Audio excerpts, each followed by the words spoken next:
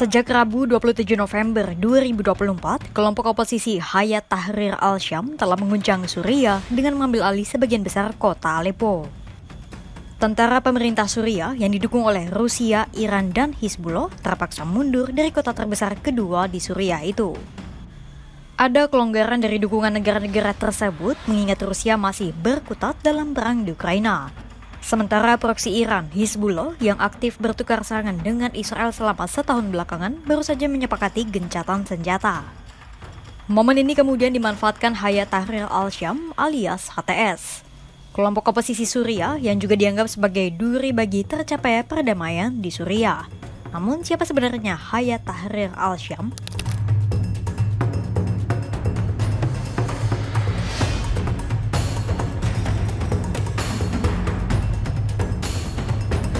Jadi, HTS didirikan pertama kali pada tahun 2011 dengan nama Jabhat al-Nusra dan berafiliasi langsung dengan Al-Qaeda.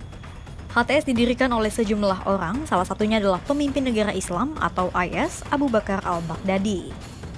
Saat itu, Jabhat al-Nusra dianggap sebagai salah satu kelompok yang paling mematikan bagi rezim Presiden Suriah Bashar al-Assad. Ketika masih berhubungan dengan Al-Qaeda, Jabhat al-Nusra lebih menampakkan ideologi jihadisnya ketimbang semangat revolusioner.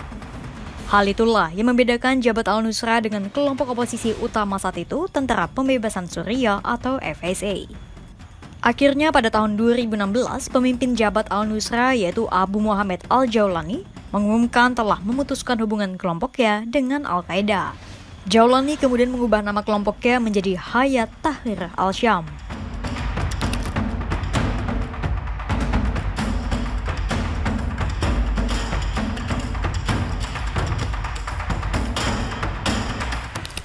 Setelah memutuskan hubungan dengan Al-Qaeda, bekas Jabhat al-Nusra kemudian menggandeng sejumlah milisi radikal Suriah lainnya. Kumpulan kelompok oposisi itu kemudian menamai diri sebagai Hayat Tahrir al-Syam yang resmi berdiri pada 8 Januari 2017. Mereka kemudian menancapkan kekuatan di Provinsi Idlib. Di dalam badan Hayat Tahrir al-Syam terdapat sejumlah kelompok oposisi yang beberapa di antaranya juga memiliki rekam jejak hubungan dengan Al-Qaeda. Salah satunya adalah Front al-Nusra yang dipimpin oleh Mohammad Golani. Front al-Nusra mulanya dikenal sebagai sayap Al-Qaeda di Suriah. Namun sejak memutuskan hubungan dengan Al-Qaeda, Front al-Nusra kemudian mengubah namanya menjadi Fath al-Syam. Fath al-Syam kemudian menggandeng Front Ansar al-Din dan gerakan Nur al-Din al-Zenki untuk turut membentuk Hayat Tahrir al-Syam. Terkini, Hayat Tahrir al-Syam diperkirakan memiliki personel hingga 31.000 orang yang terdiri atas berbagai kelompok oposisi. Pertama adalah kekuatan utama HTS yaitu Fath al-Syam dengan personel 18.000 orang. Kedua ada gerakan Nur al-Din al-Zenki dengan jumlah personel 7.000 orang.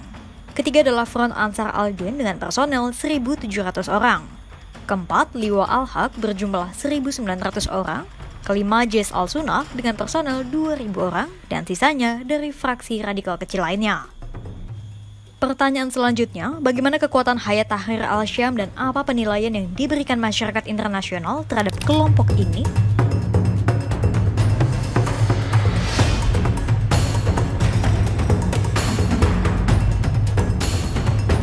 Dikutip dari harian Kompas, HTS memiliki perbedaan dengan kelompok oposisi lainnya secara sistem komando.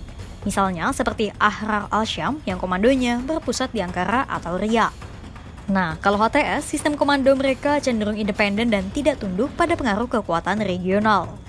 Di Suriah, saingan terbesar HTS adalah Ahrar al-Syam, sebuah milisi oposisi moderat bersenjata yang tersusun atas faksi kecil dengan loyalitas yang berbeda-beda.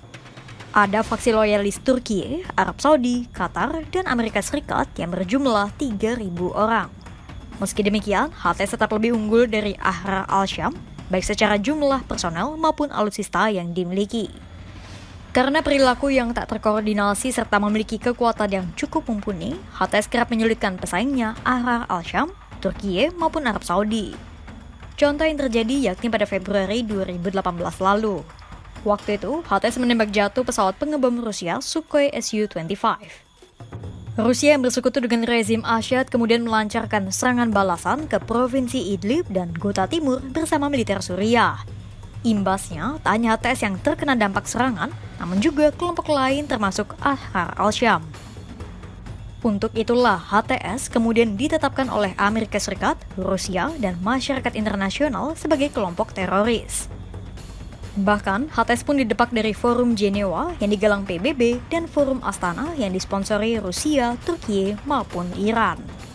Hingga video ini tayang, Hayat Tahrir al-Syam masih terus melakukan perlawanan terhadap militer Suriah, milisi Iran, dan Angkatan Udara Rusia di Aleppo dan Idlib. Baik Amerika Serikat, Uni Eropa, PBB, dan masyarakat internasional menyerukan deeskalasi di Suriah, mengingat konflik Timur Tengah antara Israel dan musuh-musuhnya masih belum berakhir. Kira-kira bagaimana akhir dari konflik di Suriah kali ini? Bisakah rezim Asyad bersama Rusia dan Iran kembali mempertahankan kekuatan mereka di Suriah? Simak terus perkembangannya hanya di kanal YouTube Kompas.com.